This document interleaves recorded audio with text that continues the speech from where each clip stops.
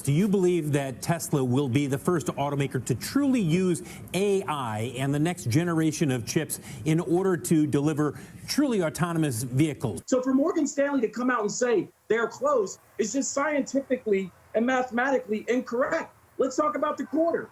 They're having one of the worst quarters on record. Okay, Tesla's a buy for me here with a few caveats and asterisks. You need to look at it like Morgan is looking at this stock, which is a technology stock, not an automotive stock. All that and more, so let's get to it.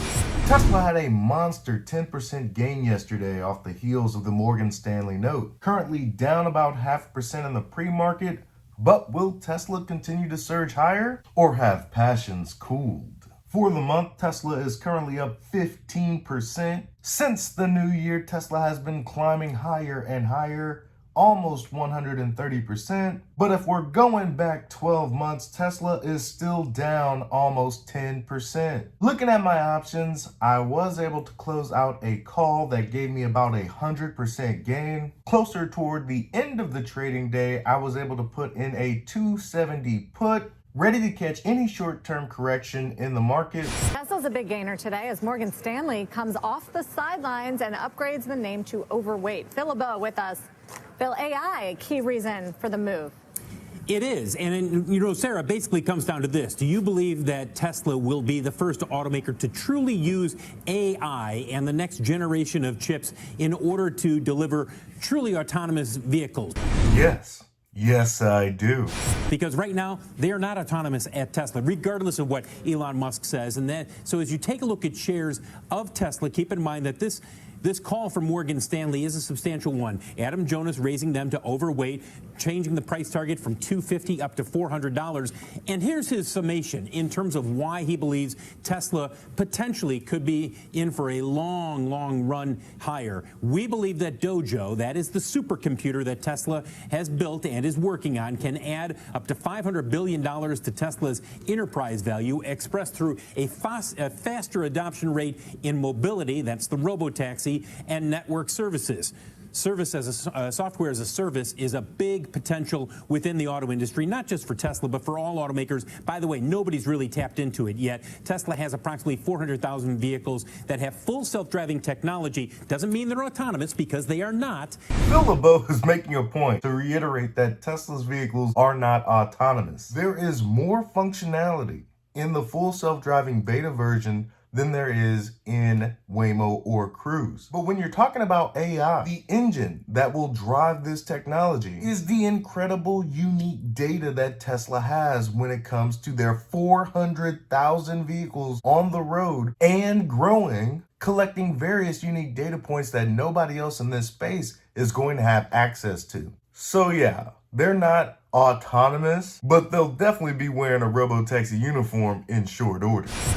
According to Adam Jonas, they could have substantially lower costs. And that's the reason why he says, if you were looking for somebody who could really take advantage of AI and the next generation of chips, take a look at Tesla. By the way, we're showing you Tesla versus NVIDIA. Keep in mind that Tesla uses NVIDIA chips right now, but the idea being that as Tesla develops its own chips down the road, it will have lower costs and ultimately could get to the end game in the auto industry in terms of autonomous driving much faster than anybody else. Not everybody liked Adam Jonas's note. Chief among them, you guessed it, Gordon Johnson, CEO, founder of GLJ Research, a notorious bear on Tesla. So your bone of contention today is all about this note from Adam Jonas from Morgan Stanley, where he obviously ups the target to $400, but talking about Dojo, the supercomputer. This could add $50 billion to company enterprise value. There's $10 trillion addressable market here. He's gung-ho like so many other people, and you are not. Why not? Right. So this note contains a bunch of what we see as fluff. And I want to read from my notes here. Adam Jonas even said, and I quote, "We did not validate the many claims Tesla has made about Dojo's cost and performance, which was the entire basis for his upgrade." I read his note. It's not anything mathematical. It's literally management said, Elon Musk said. So when you consider that Morgan Stanley is Tesla's banker, you consider that 60.3% of Adam Jonas's price target on Tesla is based on businesses they're not even in, businesses that don't exist for them. That would be like me valuing McDonald's at $50 billion and $25 billion of that being for selling tennis shoes. I mean, the fact that the SEC lets this stuff happen is kind of crazy because Morgan Stanley is Tesla's banker, and they lent Elon Musk a lot of money to buy to buy Twitter, that he's probably going to now sell some stock to pay them back for. But it's kind of ludicrous. And, to be quite honest, I don't know what else to say. People need to really look negatively on this, what I see as crap analysis. Damn! Crap analysis. Adam Jonas, you are crap. The only reason you have anything good to say is because Elon Musk, the owner of Tesla, owes you a lot of money. So you need that stock to go higher in order for him to sell his stock to pay you back.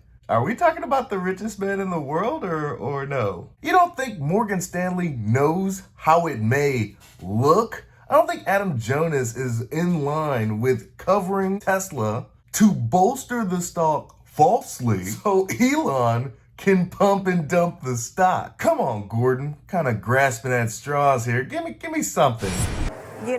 First of all, Adam Jonas's calls of $400 are not, astronomical. I mean, there are people who are even higher than that. And the supercomputer here that we're talking about, Dojo, they're comparing it to like something like what Amazon Web Services has. But I don't think it's fair to categorize and say what they're doing is a conflict of interest, like that they're, touting Tesla because they're bankers. I mean, you can't, all of Wall Street are bankers for all these companies that they report on all the time and that they put analyst reports out. Get 'em! You just can't say that they're doing it because they have an investment in Tesla. It's not me Doesn't saying seem that. right. Consumer Reports ranks them 7 of 12 in autonomous driving technology. In 2020, they were ranked number 2. Guidehouse ranks them last in autonomous driving technology. Previously, years ago, they were ranked number 1. And the real Dan O'Dowd has highlighted many times on Twitter that their FSD literally makes mistakes that drunk drivers don't make. This isn't me saying this. This is the actual experts who rate this stuff saying this. Ooh, look at Gordon Johnson using the word expert quite loosely. I want to say what a data scientist said. He said, while Tesla played up the Dojo Dojo broke the exaflop barrier at AI Day, implying that would make them among the most powerful compute clusters in the world, any deep learning expert laughs at this because they know that right now, Google has 9 exaflop clusters with their TPU X4, and AWS is running 6 exaflop clusters with their internal Trianium chips and 20 exaflop clusters with their H100 GPUs. The point being, Tesla is years away from being anywhere close to this. Now, I'm no IT, but I know that Word documents take up less space and need less energy to process than video files. Dojo is doing something quite different than the rest of the industry. Something very unique when it comes to this video training. So for Morgan Stanley to come out and say they're close is just scientifically and mathematically incorrect. Let's talk about the quarter. They're having one of the worst quarters on record. Despite massive price cuts, inventory discounting, operating margins in Q2 at 9.6%, below Toyota, Mercedes, BMW, and Stellantis, and going to drop significantly more in Q3. They're going to sell probably around 450,000 cars. That's down from last quarter for a company who's valued at like 5 times or 4 times Toyota, when Toyota sells millions of cars a year, and they're selling hundreds of thousands. Look, this is ridiculous analysis, and somebody needs to just say it.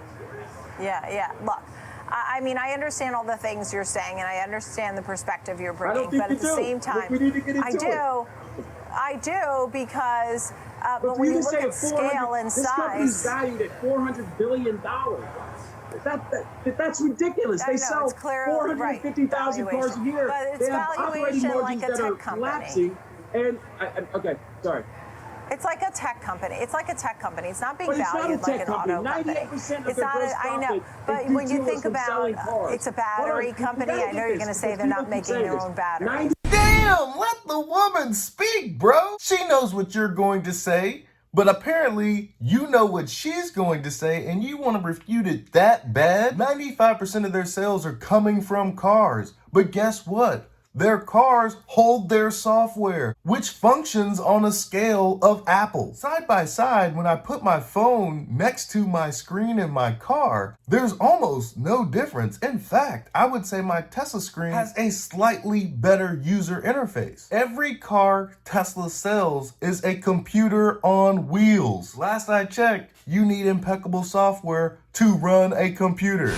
8% of their gross profit in Q2 was from selling cars. You and others have been saying this is a tech company for the past 5 years. Where is the tech? It's in the cars, dumbass! They buy their batteries from other people. This Dojo computer, literally, I just explained to you, is somewhat of a joke. They make their own batteries. They also make their own batteries. You can't say that they don't make any of their batteries. They don't. They buy their batteries from BYD, which is a competitor. He's not even acknowledging the facts. Tesla gets their batteries from anyone that is willing to part with them because they are growing at a massive scale. Some would even say exponential growth. No, but I mean, we've had on guests who talk about the batteries that they make. They also gained market share in China, which I almost can't believe it too, because there's so much a competitive landscape there. But on scale and size their market share in China has collapsed. Who is telling you this? Well, he can't even acknowledge any of the Tesla gains. This can't be real life. That's why this is such entertainment. Here, I'm reading it right here. It says that in August it went up to 13.2% from 7.5% in July. That their market share doubled in China against the rivals expand. Now, if you have a lemonade stand and you have all of that street's lemonade, right? You have 100% of the market share. Some other kid on the block opens a lemonade stand across the street. If one person goes over to buy lemonade from that other lemonade stand, you no longer have 100% of the market share of the lemonade sold on that block. The more people selling battery electric vehicles will undoubtedly lower Tesla's market share of battery electric vehicles. Good thing we don't really give a about the market share of battery electric vehicles, since Tesla is targeting the 90% of new car sales being internal combustion engines. Go ahead and toss in BYD's hybrids while you're at it. While Gordon Johnson is picking and choosing which datasets he would like to look at, then pointing a fire hose of nonsense at Tesla, these news analysts have gotten wise, and that's not good for our notorious bear, Gordon Johnson. You know, there are some things that are happening that are good news for Tesla. But for you to call Tesla a tech company is just wrong. No, I didn't say it's a tech company. I said it's trading like a tech company. 98% of their gross profit in Q2 came from selling cars. 75% of which was regulatory credits, which dropped 50% quarter over quarter. Right. And some of that was FSD. Like again, 98%. So if 98% of your gross profit comes from selling cars, you are a car company. You're not a tech company. But you're not, okay, I didn't say they were, I said it's trading like a tech company. I didn't say it's a tech company, okay? That's just to clarify that. Second, I mean, they have things that are brewing that people are banking on. I mean, people are looking at, and I know you don't love it, but the supercomputer, the superchargers. How about the chargers that they're putting out? They just added more. Natalie, how much revenue do they get from superchargers? Do you know? Well, do you know how much revenue they get from superchargers? Dan Ives talked about the growth that you could see over time. Did you know that superchargers are less than 1% of their revenues? Did you know that? Well, they could grow. They have to grow. But and then how about? You realize how ridiculous it is to say less than 1% of their revenues can grow, right? You understand that? I understand. But if they get the monopoly on it and continue to grow, I don't know what the addressable market is. I mean, you have like all these other companies like Blink and all this. But listen, Natalie. Here's the reality. Adam Jonas from Morgan Stanley knows. Hold on. Adam Jonas from Morgan Stanley knows. In 2021, he had a $535 bull case price target. His thesis was that their 30% gross margins were going to drop. Hold on, let me finish. Yeah. His thesis was their 30% gross margins were going to drop to 27% by 2030. They were 19% in the second quarter, and they're going to be significantly lower. He was dead wrong, and he's dead wrong again. He puts out these long-term theses that prove wrong. Talk about throwing stones in a glass house. $24, Gordon. Who's been wrong? He jumps on it and gets happy. This is an opportunity to short the stock because Dojo, listen, Natalie, to get to FSD, to have level 5 ADAS, you need LiDAR and you need high resolution radar. The computer means absolutely LiDAR, nothing. right? They don't and use they that. have neither. Yeah. That's it, period. Okay. They use neither of those things and are performing better than the companies that are using LiDAR and radar. Sounds like they're onto something. I will say, and I know you don't care what Elon Musk said, but he talked about the cars full Do you? self-driving, how they were Do you? driving I around mean, for days. But he's promised driving around FSD for for days. 7 years. He promised I know. FSD for 7 years and counting, and he hasn't achieved it. When Okay. do you say, okay, I'm And not what's your believing price this guy target? anymore? $24? Are you at $24 these days? Where are you? That's correct. All right, so I was about right. Look, I love talking with you because I think it's important for you to bring the other side. I don't know, But I can you do take some know time it's to a listen to leader. what I'm saying? Because every time you tell me this is a tech company, and every quarter more and more of their profit comes from selling cars. I'm not sure how many more times Natalie's gonna have Gordon Johnson on. It's starting to get in that flat earth territory, if you know what I mean. Company. Okay. Didn't say You it realize is they buy a tech batteries from their competitors. People are not buying batteries from Tesla. You do know that. You know that. Gordon, thank you. Thank I you. love when you're on. Talk to Thank you you, again. Gordon Johnson. Till Nobody's buying batteries from Tesla because they're using them all. What are we talking about here? Somebody give me a palate cleanser, please. Okay, Tesla's a buy for me here with a few caveats and asterisks. You need to look at it like Morgan is looking at this stock, which is a technology stock, not an automotive stock. What? But Gordon just told me that it's not a technology company. It's a car company. 95% of their revenues come from making cars.